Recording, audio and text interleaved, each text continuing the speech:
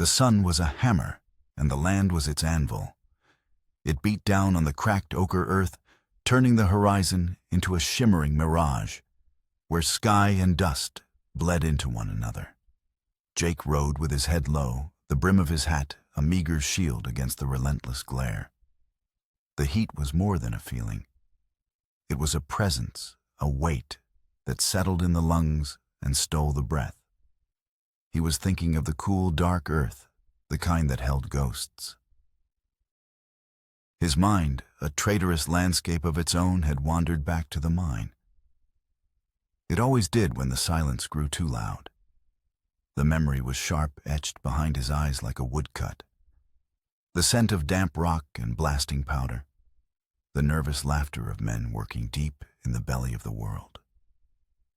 And then, the groan. A sound not of this earth, a deep resonant shudder that traveled from the soles of his boots to the base of his skull. The cracking of support timbers like the snapping of giant bones. Dust, thick and choking, had filled the air, turning torchlight into faint dying stars. He remembered the shouting, the panic, and the two faces he could never unsee. His best friend Thomas, eyes wide with a terror that knew its time had come, and his sister Lily, who had brought them their midday meal, her small hand clutching his own, her voice.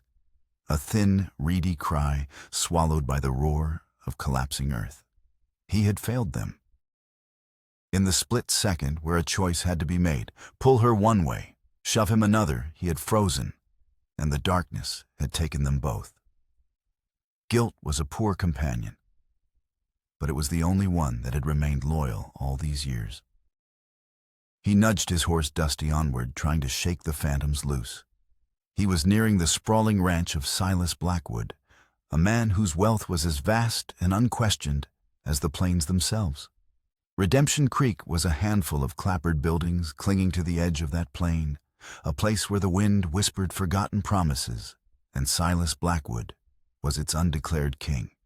Jake steered clear of the main house. His business in town concluded his only desire, the Spartan solitude of his own cabin.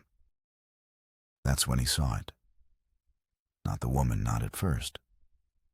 It was a glint of light, a flicker of polished silver against the dull brown of a fence post near a dusty paddock. It was out of place, a spark of defiance in the oppressive afternoon haze. He slowed Dusty to a walk, his curiosity piqued. As he drew closer, the shape resolved itself. It wasn't a bundle of rags as he'd first thought. It was a person slumped and still. A woman. His heart gave a sharp, painful kick against his ribs. She was tied to the post, her wrists bound tight with rope that had rubbed her skin raw. Her dress, once a respectable calico, was torn and stained. Her head hung low, a curtain of dark, unevenly shorn hair obscuring her face. The sun beat down on her mercilessly, and he could see the angry red of her exposed skin blistering under its cruel gaze. This was a punishment deliberate and savage. He swung off his horse, his boots sinking into the dust, every instinct screaming at him to ride on, to mind his own affairs. This was Blackwood's land, and interfering with a man like that was akin to putting your hand in a bear trap. But then she moved. Her head lifted slowly, as if the effort cost her everything she had left. Her face, bruised and swollen, turned toward him. Her eyes clouded with pain, and exhaustion met his. And Jake's breath caught in his throat. Around her neck, resting against the hollow of her throat, was the silver locket. It was impossible. It was a ghost made metal. A small oval piece of silver with a delicate spray of lilies etched onto its surface. He knew every curve, every line of that design. He had saved for months to buy it for his sister's 16th birthday.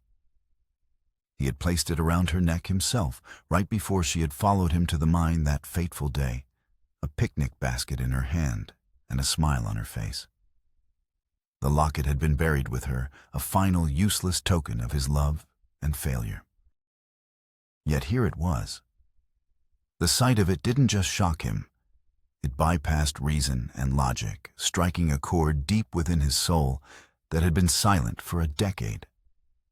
This wasn't just a woman suffering under the sun. This was Lily all over again. Another innocent soul left to the cruelty of a world he had failed to master. The past was no longer a memory. It was a living, breathing command. He had frozen once. He would not do so again. His decision wasn't made. It was unearthed, ripped from the compacted soil of his regret. Saving her wasn't a choice. It was the only penance he had left. The world narrowed to the woman, the post, and the knife on his belt. The vast, empty landscape, the powerful man in the house nearby, the consequences that were sure to follow, they all faded into the shimmering heat. There was only this one moment, this one chance to answer the ghosts that haunted his every waking hour. This was his redemption. His cabin was a testament to his life, Spartan, orderly, and profoundly lonely. It was a single room built of sturdy pine with a stone fireplace, a narrow cot, a rough-hewn table, and 2 chairs. On a small shelf above the hearth sat a single faded photograph. In a simple wooden frame, a young woman with a bright, fearless smile and a silver locket at her throat. Lily. Jake's life had been stripped down to essentials, a self-imposed exile from the attachments and complexities that had led to so much pain. He was a man defined by what he had lost, his days measured in the hard labor of ranching and his nights in the quiet, echoing chambers of his own memory. Redemption Creek, by contrast, hummed with a life he deliberately avoided. It was a town built on dust and hope, where the clapboard storefronts of the mercantile, the saloon, and the sheriff's office offered a fragile bulwark against the vast, indifferent wilderness. And at the center of this small universe was Silas Blackwood. To see Silas in town was to see a pillar of the community. He was a man in his prime, handsome in a severe sort of way, with dark hair, a neatly trimmed beard, and eyes that could hold a charming twinkle or a chilling stillness with equal ease. He dressed in tailored suits that spoke of wealth earned, not inherited, and his voice was a smooth, educated baritone that commanded attention. Jake had watched him once from across the street emerging from the bank. He'd stopped to help a young boy who had tripped and dropped a bag of flour, dusting the child off with a gentle hand and pressing a coin into his palm. He'd shared a hearty laugh with the blacksmith and tipped his hat respectfully to the parson's wife. The town saw him as a benefactor, a man of substance and civility. They saw his donations to the church, his willingness to extend credit to a struggling farmer, his impeccable manners. They never saw the shadows that clung to him, the ones that deepened when he thought no one was watching. Sheriff Brody saw them. The sheriff was a man carved from the same hard landscape as the buttes that ringed the valley. He was world-weary, his face a roadmap of cynicism and quiet disappointment. He moved slowly, deliberately, as if conserving a finite supply of energy. When Silas approached him that day, clapping him on the shoulder, Brody's smile didn't quite reach his eyes. Sheriff Silas had boomed his voice full of false bonhomie. A fine day for justice, is it not? Every day's the same. Silas, Brody replied, his voice a dry rasp. Just a different brand of trouble. Nonsense, man. This town is a testament to order, a place where good, decent folk can prosper. Silas's gaze swept over the town, a king surveying his domain. And we have men like you to thank for it. Brody just grunted, his eyes lingering on Silas for a moment too long. It was a look Jake understood, the kind of watchful stillness a man adopts when he knows he's in the presence of a predator, but lacks the means to prove it. This was the man whose land Jake now stood on his hand, closing around the worn leather hilt of his knife.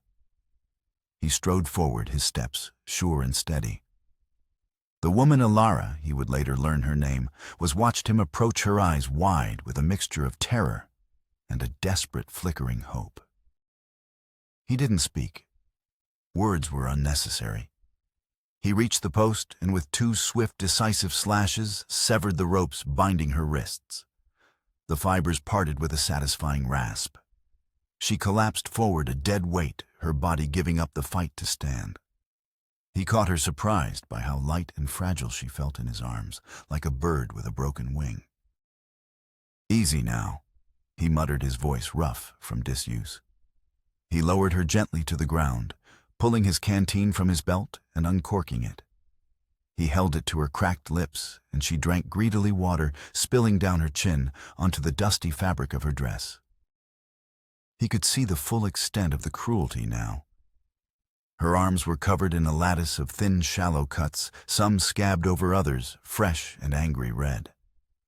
Her dark hair was hacked away in ragged patches, a deliberate act of humiliation. Her spirit, he suspected, was in even worse shape than her body. He did this," she whispered, her voice a fragile croak. "My husband." Jake's jaw tightened until it ached. He knew. Before he could respond, a voice cut through the heavy air, sharp and proprietary. "That is my property you are attending to." Jake looked up. Silas Blackwood stood on the porch of the main house not 50 yards away. He had a glass of whiskey in one hand, and his expression was one of bored amusement, as if he were watching a minor territorial dispute between two farm animals. He descended the steps with a casual grace, his boots making soft thuds in the dust. "This is a private matter, friend," Silas said, his voice deceptively calm as he drew closer. "A husband's duty to correct a disobedient wife. I'm sure you understand." Jake rose slowly to his full height, placing himself between Silas and the woman on the ground. "I understand what I see," he said, his voice low and flat. "And this ain't correction. It's torture." Silas's charming facade cracked, a hairline fracture of irritation appearing around his eyes. "She belongs to me. I suggest you mount your horse and ride on before you forget your place." For an answer, Jake bent down, sliding one arm under the woman's knees and the other behind her back. He lifted her into his arms. She was barely conscious, her head resting weakly against his chest. The amusement vanished from Silas's face, replaced by a flash of pure, possessive rage. "You have no idea what you have just done," he hissed, his voice dropping to a venomous whisper. He took a threatening step forward. But Jake was already moving. He turned his back on Silas, carried her to his horse, and set her carefully in the saddle. He swung up behind her, taking the reins in one hand and circling his other arm around her waist to hold her steady. With a sharp kick, he spurred Dusty into a gallop. The horse leapt forward, hooves pounding against the dry earth, kicking up a cloud of defiant dust. Behind them, Silas's voice rose to a furious scream, a sound stripped of all its practiced civility, raw and full of a hatred that seemed impossibly vast. "You can't take her. She's mine. I will hunt you down, both of you. I will tear you apart." Jake didn't look back, but the words followed him, clinging to the air like smoke. He could feel the woman trembling in his arms, and he tightened his grip, a silent promise of protection. He knew this was not an escape. It was the beginning of a war. The thundering of Dusty's hooves was a desperate drumbeat against the silence of the plains. Jake held Alara steady, her slight weight, a constant fragile reminder of the stakes. He scanned the landscape behind them, his eyes narrowed against the setting sun's glare. He knew a man like Silas Blackwood wouldn't consider the initial confrontation a defeat, but merely an affront. Retaliation would be swift and without mercy. Before they had covered 2 miles, his vigilance was rewarded. 2 riders appeared on the horizon, silhouetted against the blood-orange sky, pushing their horses hard. Silas's men, hired hands whose loyalty was bought with coin and maintained through fear. "Hold tight," Jake muttered, his voice a low rumble against Alara's ear. He urged Dusty toward a rocky outcrop that broke the flatness of the terrain, a small cluster of boulders and scraggly juniper that offered meager cover. The men were gaining. He could hear their coarse shouts carried on the wind now. He slid from the saddle, gently helping Alara down and positioning her behind the largest of the rocks. "Stay down," he commanded, pulling the Winchester rifle from its scabbard. He checked the action, the metallic click, a cold, reassuring sound in the twilight. The first rider was reckless, fueled by the promise of his employer's reward or the fear of his wrath. He charged forward, his pistol raised, yelling something about a stolen wife. Jake rested the rifle barrel on the stone, took a steadying breath, and aimed not for the man, but for the horse. A dead man was a murder charge. A dismounted one was just an obstacle. The shot cracked through the evening air, a sharp, definitive sound. The horse screamed a terrible, high-pitched sound and stumbled, its front leg buckling. The rider was thrown clear, tumbling head over heels into the dust, with a grunt of pain and surprise. The second rider, a wiser or more cowardly man, pulled his horse to a skidding halt. He stared at his companion writhing on the ground, then at the rocky outcrop where the shot had come from. Jake levered another round into the chamber, the sound echoing in the sudden quiet. It was enough. The man's fear won out. He yanked his horse's head around and galloped back the way he had come, disappearing into the dust and gathering dark.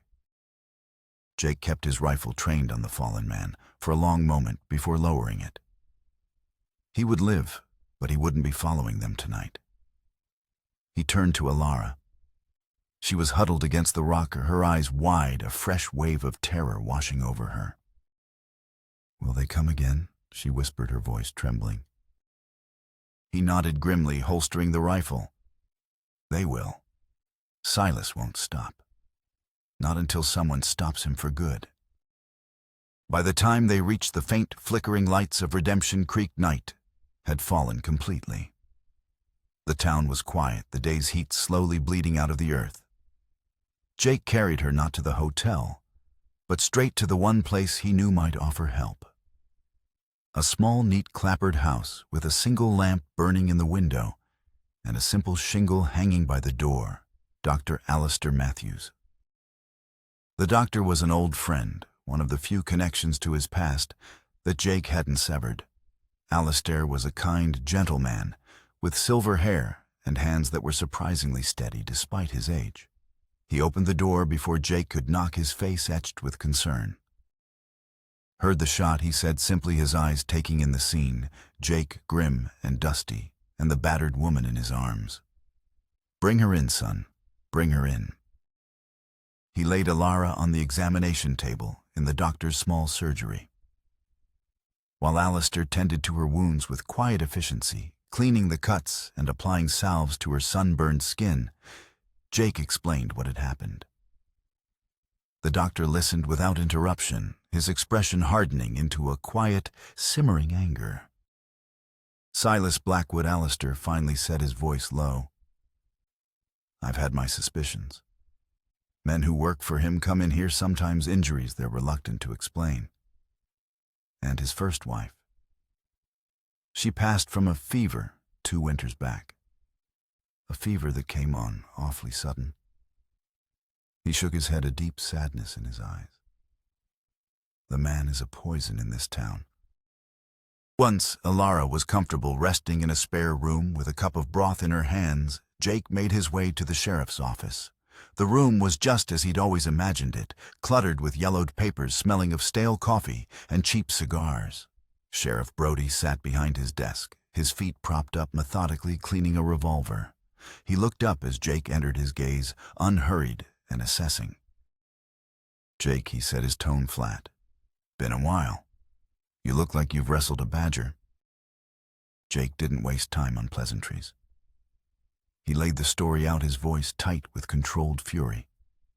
He described the post, the ropes, the cuts, the glint in Silas's eyes. "She was beaten, tied up, and left to die in the sun, Brody. Her husband did this. You have to arrest him." Brody set the revolver down carefully, piece by piece. He leaned back in his chair, the wood creaking in protest, and rubbed his grizzled jaw. He glanced at the window, out at the dark, quiet street, as if the answer might be written in the dust. The silence stretched on, thick and heavy. Finally, he let out a long, weary sigh and shook his head, his eyes dropping to the floor. "Jake, you know how this works. It's her word against his. And his word in this town is backed by more money and influence than God himself. He's got friends in the territorial capital. I go out there and arrest him on your say-so, he'll be out on bail by morning, and I'll be out of a job by noon. So you're just going to do nothing?" Jake demanded, his hands clenching into fists. I didn't say that. Brody said, his voice sharp for the first time. I'm saying I can't go off half-cocked. Without irrefutable proof, a witness who isn't you, something that will stick. My hands are tied. At most, he pays a fine for disciplining his wife. That's it. And then he'll come for you, and he'll come for her with no one to stop him. The truth of it was as stark and unforgiving as the landscape outside. The law had its limits, and Silas Blackwood lived well beyond them. Alara's eyes, when Jake had found her, had been full of a desperate hope for rescue. Now that hope felt like a cruel joke. As Jake stepped back out into the cool night air, he saw that the law wasn't a shield. It was a fence. And Silas was the wolf who owned the land on both sides of it. He felt a chilling certainty settle in his gut. They were on their own. And from the shadows across the street, he could almost feel the weight of a hateful gaze. The husband was here. The hunt was far from over. The high canyons offered a refuge the town could not. Days of cautious travel had led them to a place from Jake's past, a dilapidated line shack tucked into a box canyon, invisible from the main trail. It was little more than a one-room shelter, but its stone walls were thick, its roof was sound, and a hidden spring trickled nearby, offering clean, cold water. Here, the world was reduced to the whisper of the wind through the pines, and the cry of a lone hawk circling in the vast blue sky. For Alara, it was the first real peace she had known in years. The initial days were a blur of healing sleep. She flinched at sudden movements and woke from nightmares with silent screams caught in her throat. Jake was a quiet, constant presence. He never pushed her to speak. He hunted for game-fetched water and sat for long hours by the cabin door with his rifle across his lap, his gaze fixed on the canyon mouth. He was a guardian, stoic and watchful, and his silence was more comforting than 1,000 empty reassurances. Slowly, like a drought-starved flower after a rain, she began to mend. The bruises on her skin faded from angry purple to a mottled yellow-green, and then vanished entirely. The cuts on her arms healed into thin, silvery scars. But the deepest healing was the one that couldn't be seen. It began with small things. One morning she met his eyes and held his gaze for a moment longer than usual. A few days later, a faint, hesitant smile touched her lips when he returned from a hunt with a rabbit grumbling about its cunning. You'd think it was the king of all rabbits the way it led me on.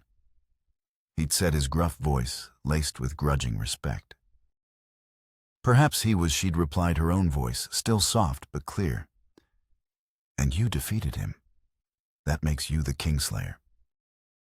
The joke was clumsy, but the sound of her own laughter quiet and rusty as it was startled them both. A fragile bridge of trust was being built between them, woven from shared meals, long silences, and the unspoken understanding of two wounded souls.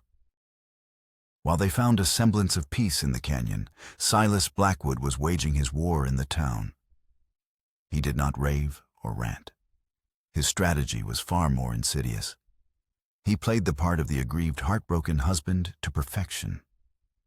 He spoke in hushed, sorrowful tones, at the mercantile of how his wife, prone to fits of melancholy and delusion, had been lured away by a brooding, dangerous drifter.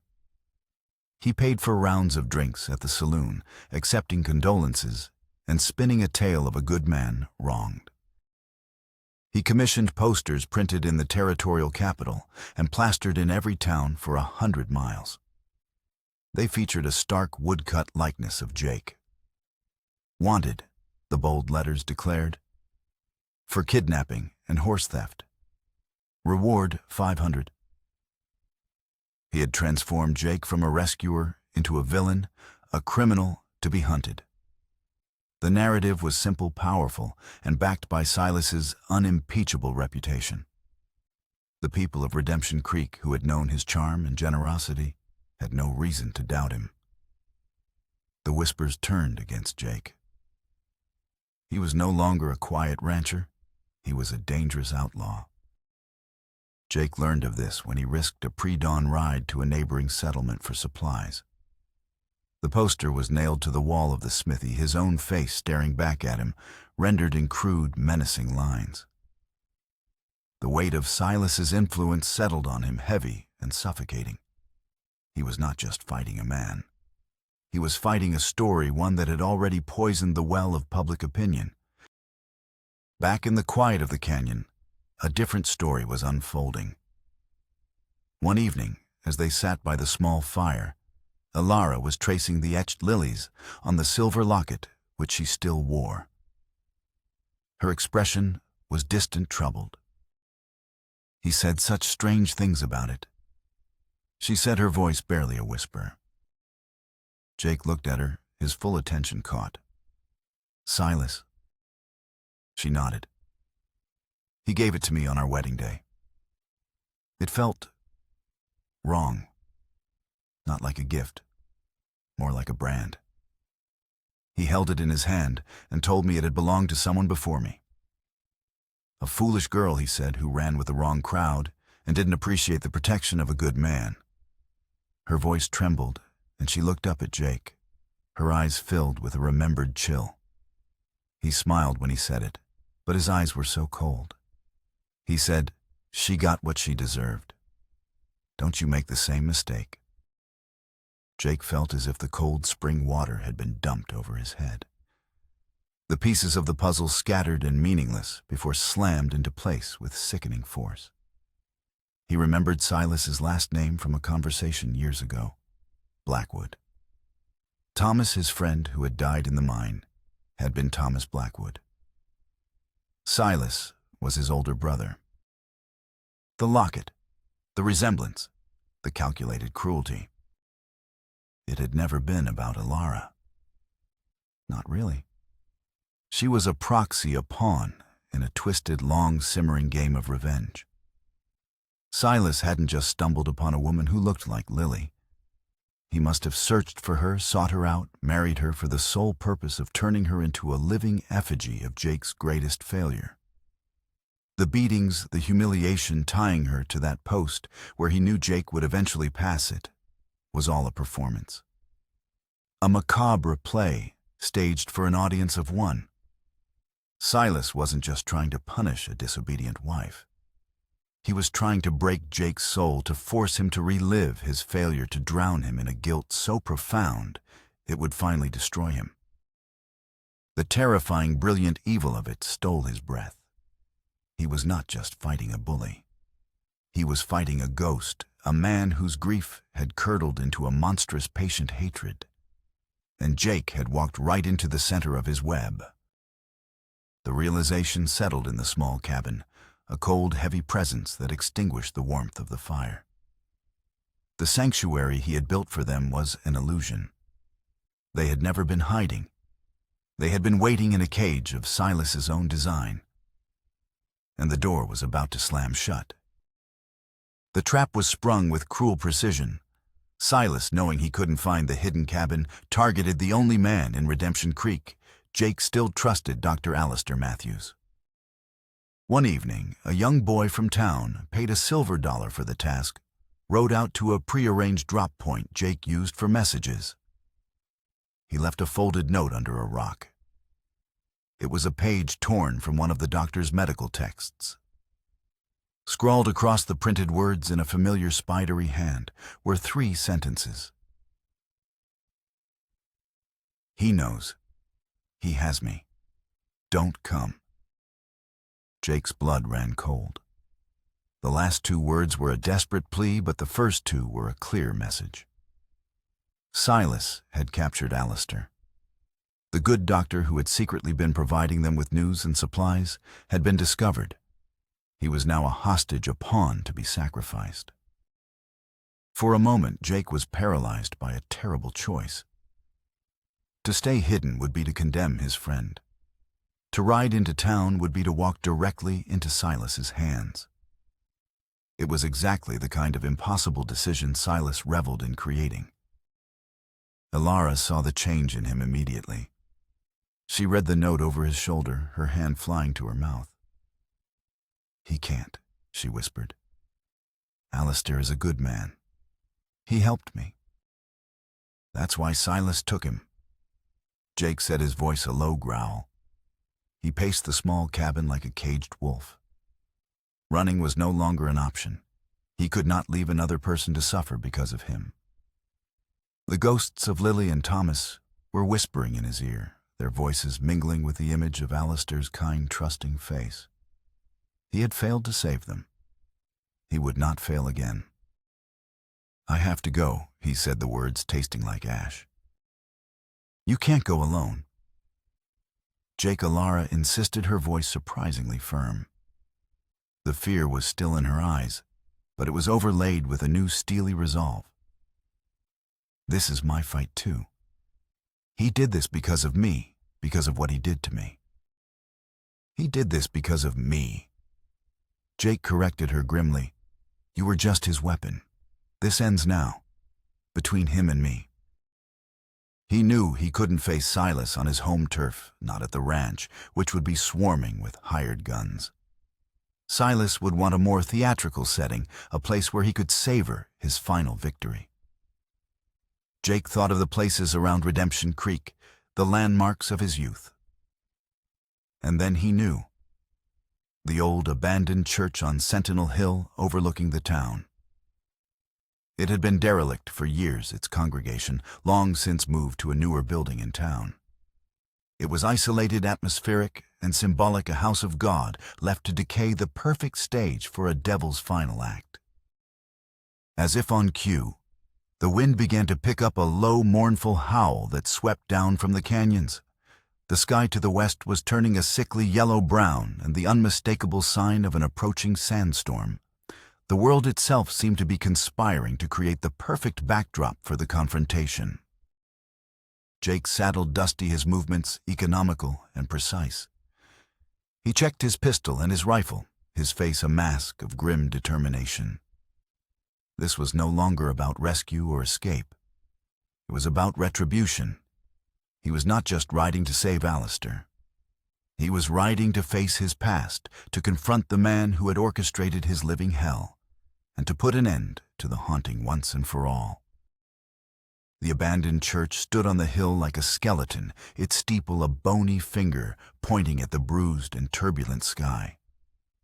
The sandstorm had descended with a furious roar, a blinding, choking wall of grit that scoured the landscape and reduced visibility to a few feet.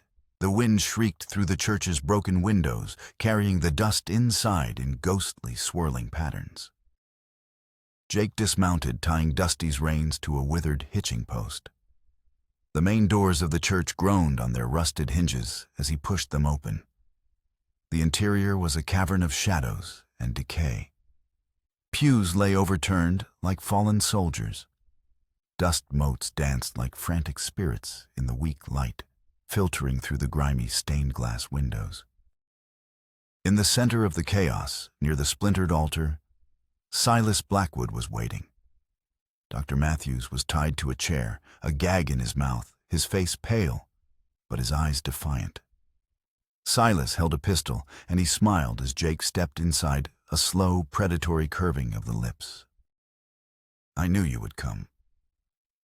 Silas said, his voice easily carrying over the howl of the storm. A man like you, so burdened by conscience. It is your greatest weakness. Let him go, Silas, Jake said, his hand hovering over the grip of his own pistol. This is between us. Oh, it has always been between us, Silas replied, taking a step closer. The dim light caught the manic gleam in his eyes. From the very beginning. Did you ever wonder why? Why I chose her? Why I went to so much trouble? He didn't wait for an answer. The words poured out of him, a torrent of venom and grief held back for a decade. My brother Thomas worshipped you. You were the strong one, the leader. He followed you into that mine without a second thought, just like your sister did. He trusted you. His voice cracked, the first genuine emotion Jake had ever heard from him. When the timbers groaned, you had a choice. You could have shoved him toward the exit shaft. But you hesitated. You froze. And the mountain took him. It took him, and it took your sister, and it left you alive to remember it. Do you have any idea what that's like? To lose the only family you have because of another man's cowardice. He gestured around the ruined church. I wanted you to feel it. Not the quick pain of a bullet, but the slow, grinding agony of guilt. I spent years looking for the perfect instrument. And then I found her working in a saloon, 2 territories over. The resemblance to Lily was uncanny. I courted her, married her, brought her here. Every time I struck her, I was striking at your memory. Every time I tied her to that post, I was tying you to your failure. That locket. Seeing that locket on her was my masterpiece. The confession was monstrous, the scope of his hatred breathtaking. The fight, when it came, was not a clean duel of the West. It was a brutal, desperate brawl fueled by years of rage. Jake lunged, and Silas met him, the 2 men crashing into a rotten pew that splintered under their weight. The pistol skittered across the floor, lost in the shadows. It became a battle of fists and fury. They grappled in the swirling dust, their movements made clumsy and frantic by the dim, shifting light. The storm raged outside, a physical manifestation of their hatred. A loose bell in the steeple began to toll, a single clangorous note struck at random by the violent wind, a discordant funeral dirge. Jake landed a punch that sent Silas staggering back. He followed, his vision blurred by sweat and dust. Silas snatched a piece of a broken candelabra from the floor and swung it wildly, catching Jake on the side of the head. Pain exploded behind Jake's eyes, and he fell to one knee. Silas stood over him, his chest heaving, his face a mask of triumph and madness. He raised the makeshift club for a final killing blow. Now you will join them, he spat. In the dark. In that moment, Jake saw it all again, the collapsing mine, Lily's terrified face, Thomas's outstretched hand.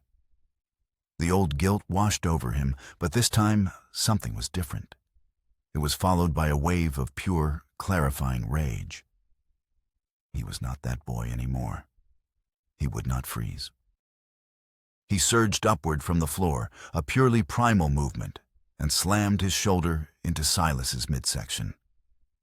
The air rushed out of Silas in a great whoosh.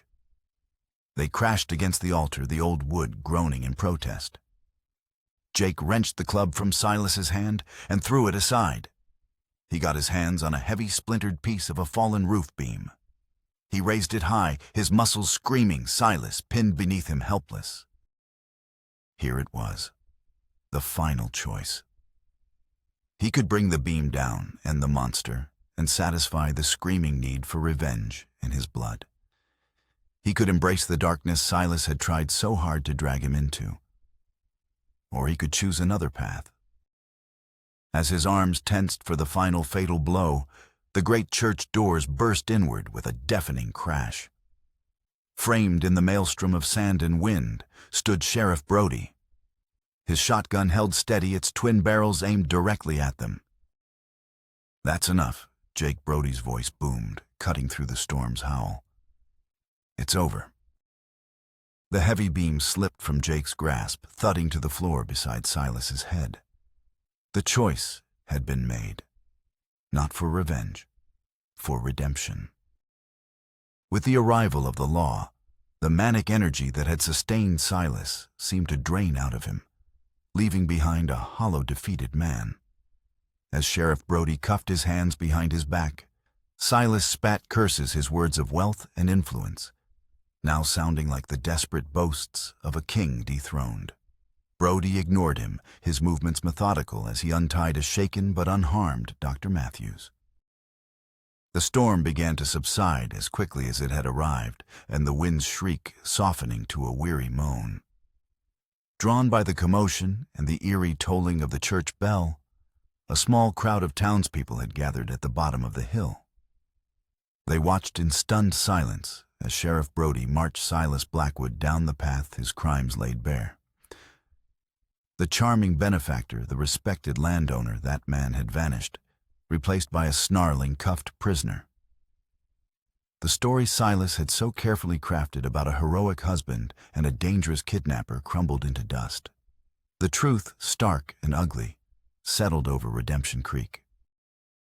Back at the doctor's house, Jake found Alara waiting, her face pale with anxiety. The relief that flooded her eyes when she saw him bruised but whole was overwhelming. Later that evening, after Alistair had tended to his cuts and scrapes, Jake and Alara sat on the porch, watching the last of the storm clouds retreat, leaving a sky washed clean and filled with stars. The silence between them was not awkward, but full of unspoken understanding. The ordeal had forged a bond between them, but it was a bond of shared trauma, not romantic obligation. "You gave me my life back, Jake," she said finally, her voice clear and strong. She was no longer the broken woman he had cut down from the post. She was a survivor. Now I need to see what I can do with it. On my own. Dr. Matthews had offered her a position as his live-in housekeeper and assistant, a chance to earn her own way, to build a new life within the community that had for so long been blind to her suffering. It was a future she was choosing for herself. Jake felt a pang of something he might have called loneliness, but it was overshadowed by a deep, profound respect. He had saved her, not so she could belong to him, but so she could belong to herself. He nodded, a small, sad smile touching his lips. "I reckon you'll do just fine, Alara." Weeks passed.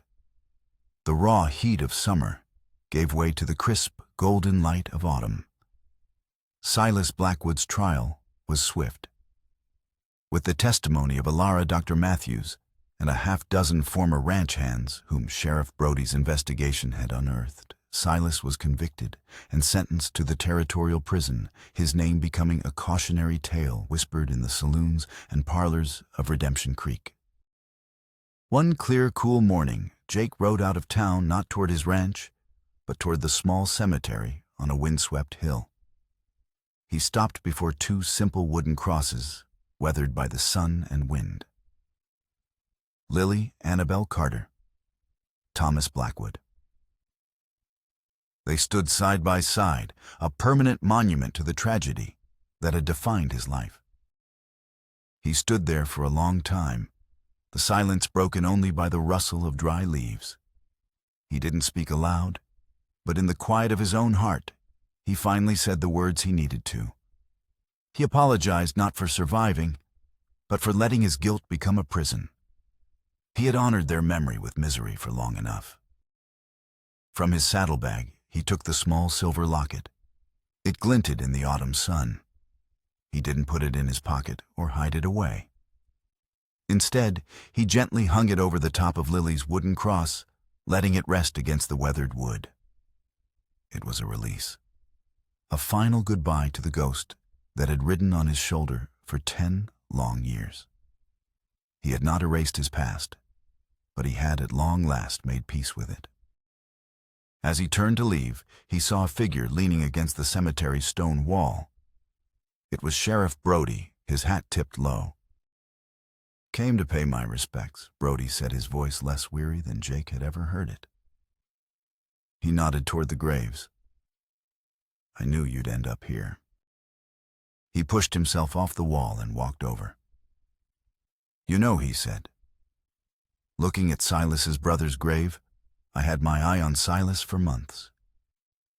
Long before you rode into the picture, his last foreman disappeared without a trace. I was building a case slow and quiet. A man with that much power, you can't charge him head on. You need him to make a mistake. A big one. Brody looked at Jake, a flicker of something akin to admiration in his cynical eyes. You were the mistake I was waiting for. You pushed him, and he overplayed his hand. I followed you to that church, not just to save you, but to be the witness I needed to finally put him away for good. It all clicked into place, Brody's reluctance, his calculated inaction. It hadn't been cowardice or corruption. It had been patience, a long, slow game of justice. They shared a look of mutual, unspoken respect, two different kinds of men who had in their own ways fought the same beast. Jake mounted Dusty. He gathered the reins, his posture straighter, his shoulders less burdened than they had been in a decade. He was no longer a man haunted by the past or running from a fight. He was simply a man ready for whatever came next. He gave a final nod to the sheriff and turned his horse not toward a setting sun, but toward the wide open horizon of a future that was for the first time entirely his own to write.